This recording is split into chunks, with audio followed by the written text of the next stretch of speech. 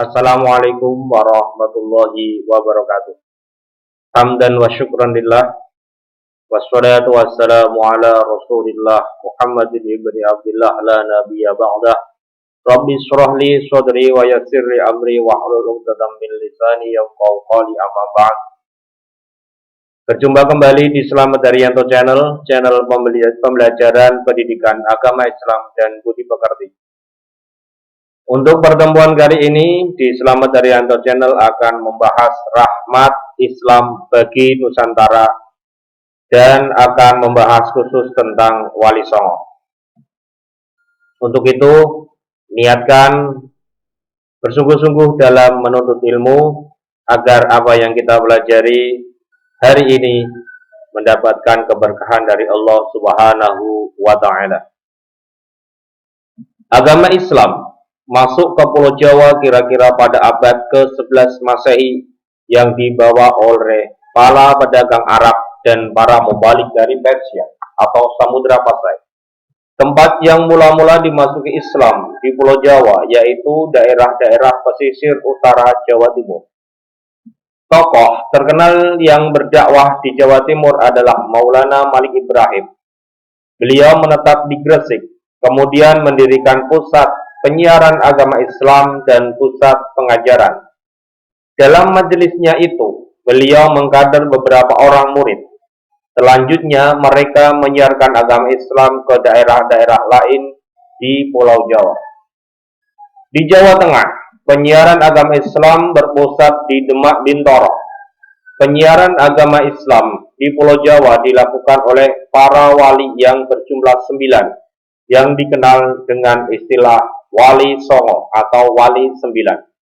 Kemudian murid-murid dari Wali Songo itu turut pula menyiarkan agama Islam ke daerah pedalaman pulau-pulau Jawa, sehingga agama Islam berkembang dengan begitu pesatnya. Wali Songo adalah tokoh Islam yang dihormati di Indonesia, khususnya di Pulau Jawa, karena peran historis mereka dalam penyebaran agama Islam di bumi Indonesia. Ada beberapa pendapat mengenai arti dari Wali Songo. Yang pertama adalah wali yang 9, yang menandakan jumlah wali yang berjumlah 9 orang, atau Songo dalam bahasa Jawa. Pendapat lain menyebutkan bahwa kata Songo atau berasal dari kata tanah, yang dalam bahasa Arab berarti mulia. Pendapat lain yang menyebutkan kata sana berasal dari bahasa Jawa yang berarti tempat. Untuk lebih jelasnya mengenai Wali Songo, maka saksikan penjelasannya yang lebih mendetail pada video berikut ini. Kita dan nenek moyang kita selama ini sudah beragama Islam dan dapat menjalankan ajaran dengan nyaman dan bebas di negeri ini. Tentunya kita jangan sampai melupakan sejarah siapa dan kapan agama Islam datang di negeri yang kita cintai ini. Pada saat ini banyak yang mengaburkan sejarah tentang awal mula Islam datang di Indonesia karena hanya tidak setuju dengan kebudayaan yang masih tercampur antara Islam dan kebudayaan Nusantara. Bahkan mereka seakan tidak percaya akan adanya para wali-wali Allah yang menyebarkan Islam di Indonesia yang disebut masyarakat dengan sebutan Wali Songo. Nyatanya mereka yang mengingkari sejarah tersebut tentang adanya para Wali Songo juga tak mampu mencari bukti sejarah lain siapa dan kapan Islam datang di negeri ini selain daripada Wali Songo tersebut. Bukti adanya para Wali Songo sampai sekarang masihlah ada makamnya, masjidnya, kesenian dan kebudayaan yang telah diwariskan turun-temurun sampai saat ini masih ada di dalam masyarakat Indonesia, khususnya di tanah Jawa. Ribuan peziarah membanjiri setiap hari makam-makam beliau. Lalu siapakah yang menggerakkan selama ini kalau bukanlah Allah semata? Bahwa wali Allah itu tidaklah mati, mereka tetap hidup dan dikenang di masyarakat Islam di Indonesia. Kenyataan itulah yang saat ini terjadi. Makam para wali bagaikan magnet. Ribuan orang berziarah, mereka bertujuan untuk mendoakan para wali Allah sebagai rasa terima kasih telah mengajarkan Islam kepada nenek moyang kita. para wali bersusah payah agar bagaimana masyarakat yang masih beragama Hindu dan Buddha dapat percaya dan memeluk agama Islam. Mereka menyebarkan pengaruh Islam melalui kebudayaan dan seni yang disukai masyarakat pada zaman itu, sehingga mereka dapat tertarik dengan ajaran Islam yang rahmatan lil alamin. Maka dari itu, mari kita janganlah menjadi orang yang melupakan sejarah itu. Mari sedikit kita bahas siapakah Wali Songo tersebut. Sekitar abad ke-15, Kesultanan Turki Utsmaniyah Ottoman dipimpin oleh Sultan Muhammad Jalabi. Suatu ketika Sultan Muhammad Jalabi ditunjukkan bahwa di wilayah timur yang akan kaya rempah-rempah dan sumber daya alam, bahwa di sana ada salah satu kerajaan Islam yang terletak di Aceh, yaitu Samudra Pasai, yang masuk dalam wilayah kekuasaan Majapahit pada masa itu. Selanjutnya sang sultan mencari informasi keberadaan negeri di wilayah timur yang kaya rempah-rempah itu. Pencarian pun ditemukan, yakni Nusantara dengan pusat pemerintahannya adalah Majapahit. Majapahit saat itu adalah negara adidaya dengan wilayah yang sangat luas dan makmur. Sebagian besar penduduk memeluk agama Siwa Buddha. Sultan Turki Utsmani Muhammad Jalabi lantas meminta Kesultanan Samudra Pasai, negara Islam yang saat itu masuk wilayah Majapahit Raya, untuk ikut memuluskan misi pengislaman di tanah Nusantara. Dari hasil musyawarah yang dilaksanakan di Turki, muncul kesepakatan untuk mengirim 9 ulama yang akan diberikan mandat untuk menyebarkan agama Islam di bumi Nusantara.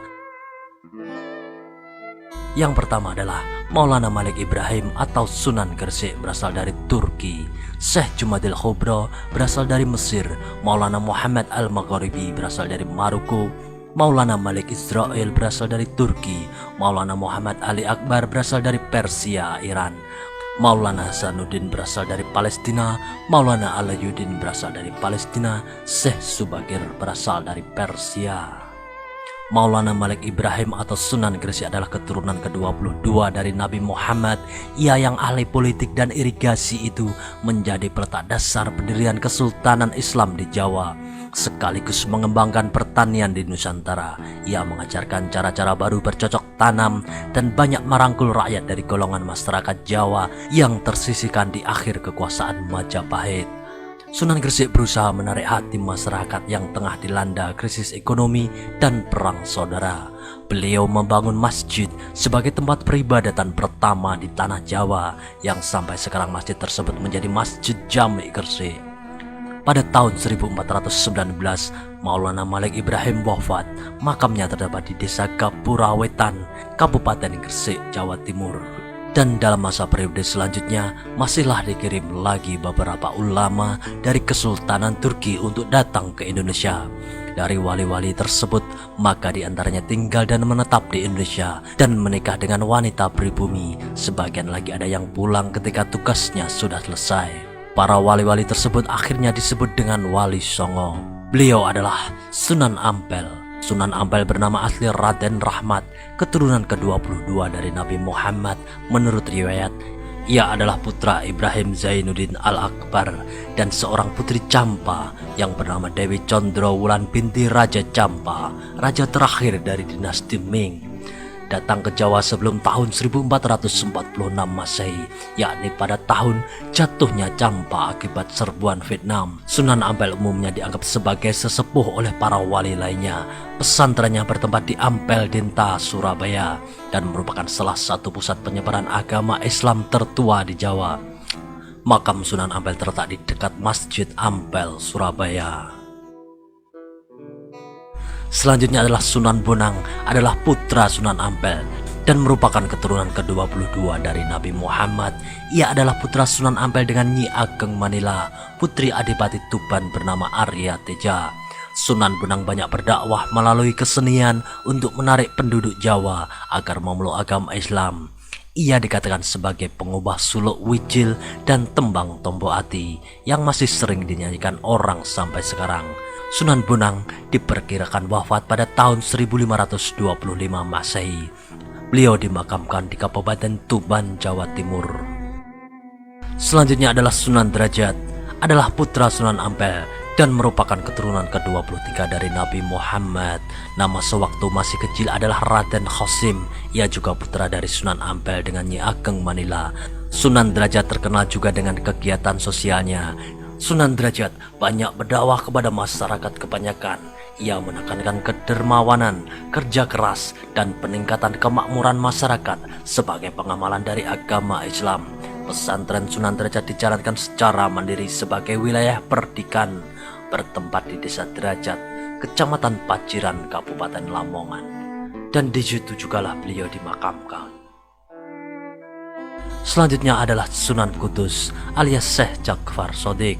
Sunan Kudus adalah putra Sunan Ngudung atau Raden Usman Haji dengan Sarifah Ruhil atau Dewi Ruhil yang bergelar Nyai Anom Manyuran. Sunan Kudus adalah keturunan ke-24 dari Nabi Muhammad. Sebagai seorang wali, Sunan Kudus memiliki peran yang besar dalam pemerintahan Kesultanan Demak, yaitu sebagai panglima perang, penasihat Sultan Demak, mursyid Torekoh, dan hakim peradilan di kerajaan. Beliau banyak berdakwah di kalangan kaum penguasa dan priyayi Jawa. Salah satu peninggalan yang terkenal ialah Masjid Menara Kudus yang arsitekturnya bergaya campuran Hindu dan Islam. Di antara yang pernah menjadi muridnya ialah Sunan Prawoto, penguasa Demak, dan Arya Panangsang, Adipati Cipan Panolan. Sunan Kudus diperkirakan wafat pada tahun 1550. Makam Sunan Kudus terletak di Desa Kauman, Kecamatan Kota Kudus.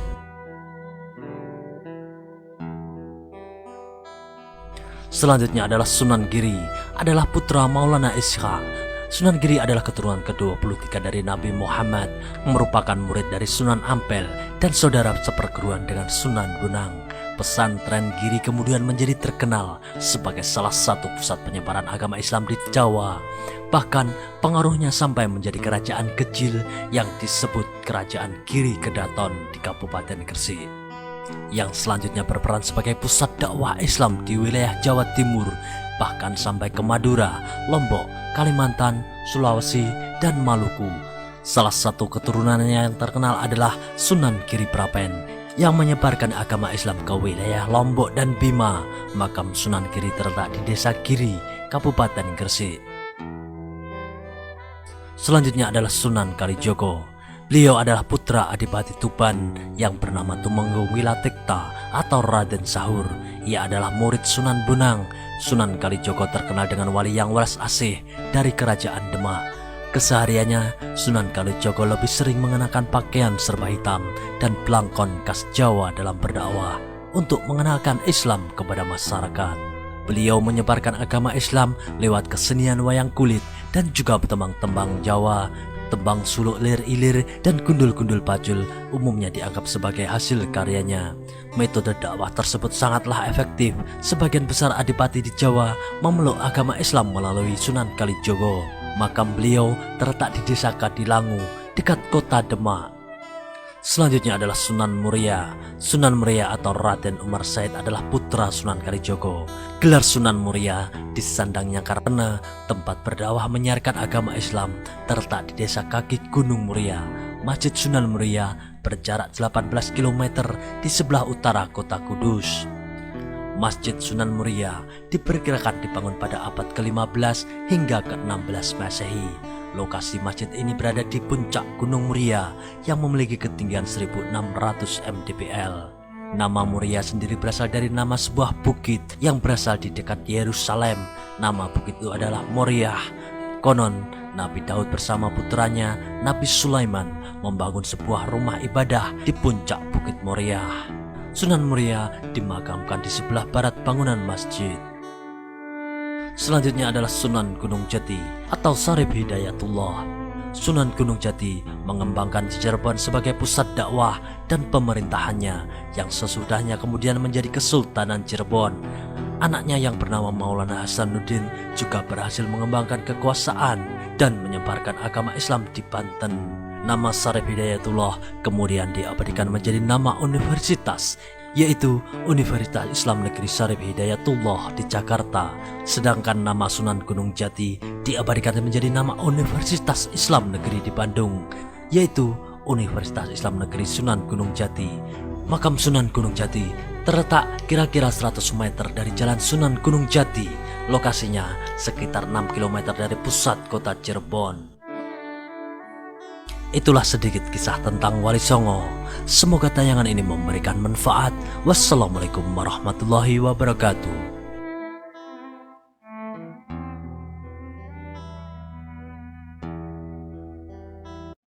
Terima kasih, semoga bermanfaat. Untuk pembelajaran kali ini semoga kita mendapatkan hikmah tentang apa yang kita pelajari hari ini. Billahi taufiq wal hidayah, summa ridha wal inayah. Wassalamualaikum warahmatullahi wabarakatuh.